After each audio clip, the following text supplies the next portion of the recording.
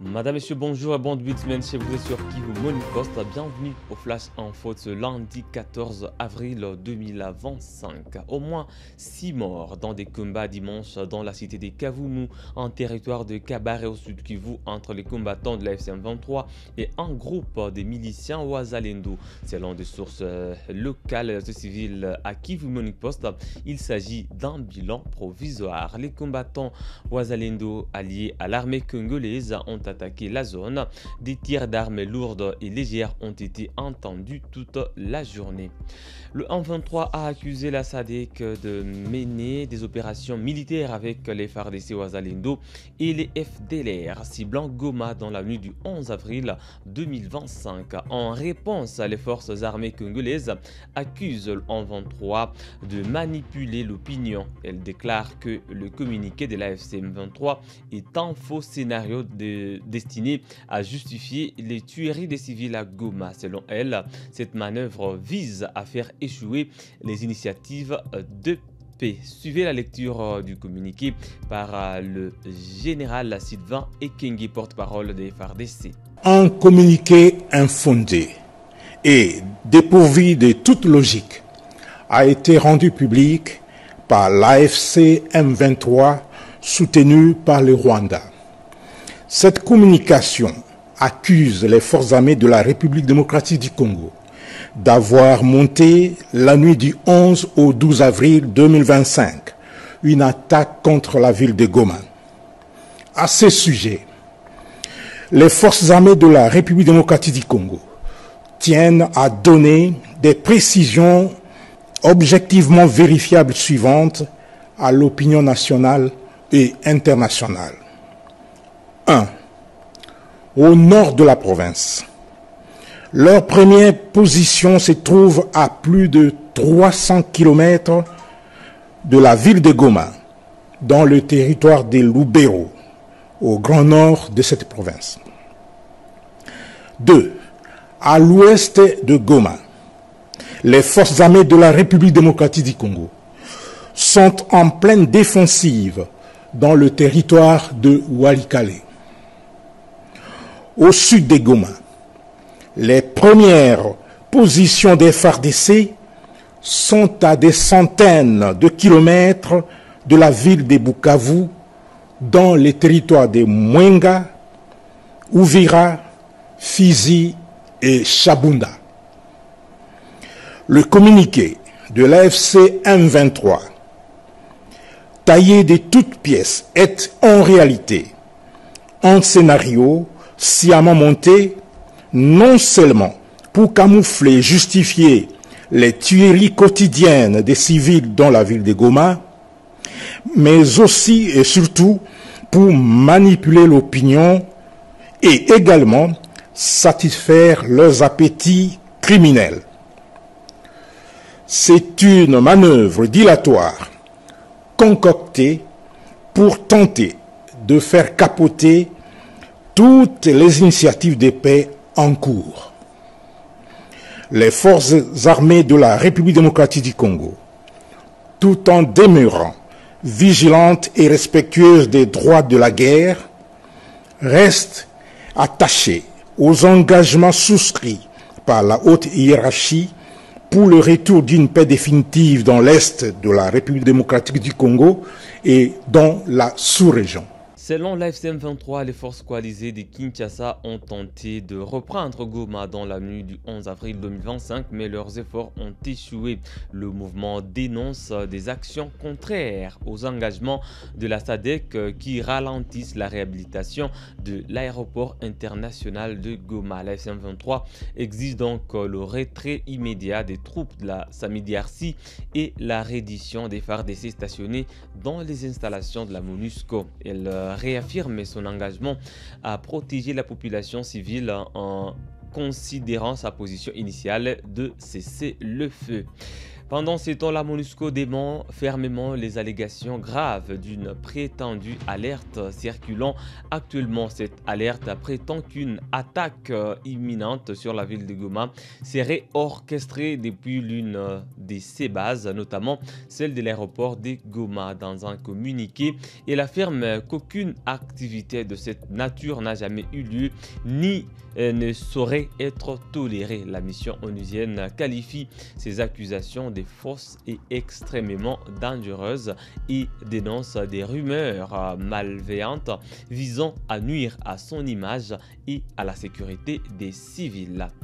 Radié du parti Ensemble de Moïse Katumbi pour manquement aux principes du parti, le député national Gratien Irachan, élu de Bunia en Ituri, a expliqué pourquoi il a répondu à l'invitation du conseil spécial du chef de l'État chargé de la sécurité, Eberande Kolongele. Il a dit qu'il a un mandat constitutionnel et qu'il est libre d'agir pour le bien du peuple congolais. Il a ajouté qu'il n'a pas besoin de l'autorisation d'un parti pour se faire représenter. Selon lui, le peuple est sa véritable autorité. Suivez les explications du député national Gratien Irachan. Deuxième question, pourquoi je suis allé répondre au conseiller spécial? Je suis un député national. Beaucoup de gens l'oublient.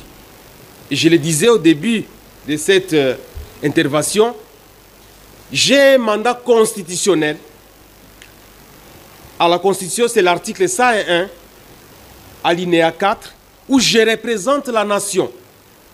J'ai tous les Congolais derrière moi. Je suis bien sûr élu dans la ville de Bunia en Ituri, mais j'ai cette obligation de défendre les 26 provinces de la République démocratique du Congo. Et donc je vois mal que les problèmes que nous traversons ne soient pas portés à l'attention de ceux qui gouvernent le pays. Et je vais ajouter, l'article 101 alinéa 5 de notre Constitution ajoute encore une chose. Tout mandat impératif est nul. Ça veut dire que le député a un mandat non impératif. Autrement dit, nous sommes libres d'exercer notre pouvoir du peuple parce que nous représentons ce peuple-là. Donc je n'ai pas besoin d'avoir l'autorisation d'un parti politique pour aller me faire représenter quelque part. Je n'ai pas besoin d'obtenir l'autorisation de qui que ce soit en dehors de ce peuple que je suis en train de représenter parce que mon chef, c'est le peuple. Et c'est à cela que nous sommes allés porter cette parole de la population pour dire clairement ce que nous pensons. Et cela, ça se passe dans les institutions. Le conseiller spécial en matière de sécurité n'est pas un simple individu. Il est dans l'institution président de la République. Et nous, nous sommes dans l'institution Assemblée nationale, nous sommes dans le Parlement. Il y a l'institution gouvernement. S'il faut aller dans cette même logique, ça veut dire tout simplement qu'il est interdit à un député de l'opposition d'aller rencontrer un ministre qui est de la majorité ou d'aller vers le gouvernement. Ça veut dire tout simplement qu'il est interdit à un député d'aller s'exprimer à l'Assemblée nationale qui est aussi une institution. Ça voudrait dire que c'est interdit à un député d'aller rencontrer les chefs de l'État. Moi, j'ai toujours rencontré les chefs de l'État, j'ai toujours parlé à haute voix sur ce qui préoccupe la nation. Et je l'ai fait et je le ferai toujours. Donc, le député national, c'est quelqu'un qui a un mandat large, il représente la population, il est libre de pouvoir porter haut la voix de la population. Quand vous voyez ce que la province de l'Ituri souffre aujourd'hui, comment la province souffre aujourd'hui, les informations ne viennent pas. Moi j'ai toujours déploré que le gouvernement n'a jamais transmis toutes les informations de ce qui se passe en Ituri. Tous les jours, les gens sont égorgés en Ituri. Tous les jours, les gens qui vont au champ, ils meurent. Mais il y a aussi la mort indirecte.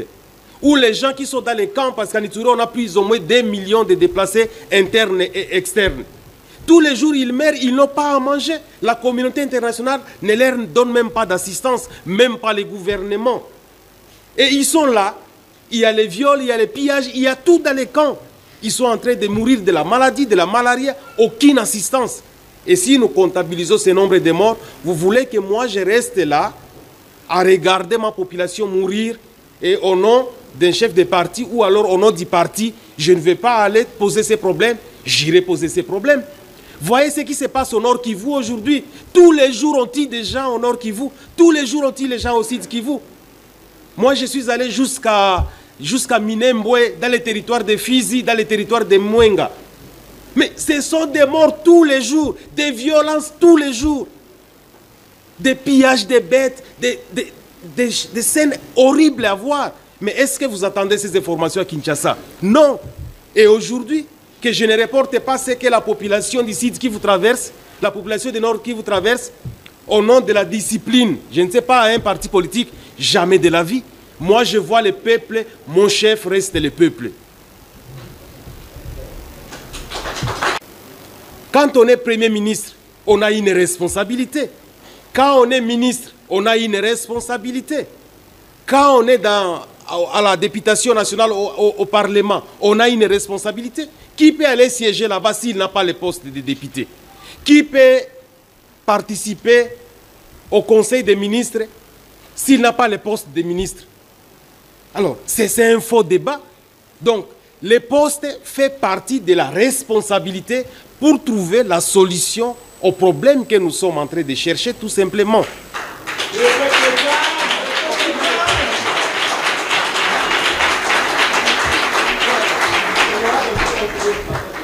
Et pour terminer votre question, c'est volontaire.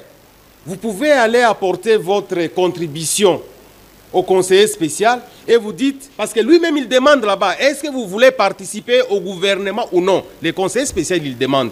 Alors, si vous ne voulez pas participer, dites que non, moi je suis venu juste vous proposer ce que je pense, mais je ne suis pas preneur pour faire partie du gouvernement. Et vous êtes libre, on ne va pas vous arrêter pour ça.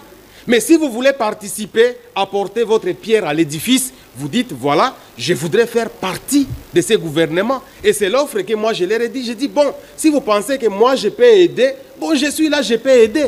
Mais si vous pensez que je ne peux pas aider, il vous appartient parce que je suis député national. C'est la grande fonction qui me convient. Madame, monsieur, voilà qui met un terme à ces flash infos sur Kivu Morning Post. Merci à vous d'avoir suivi du début à la fin. On se fixe à un nouveau rendez-vous d'actualité. À très bientôt.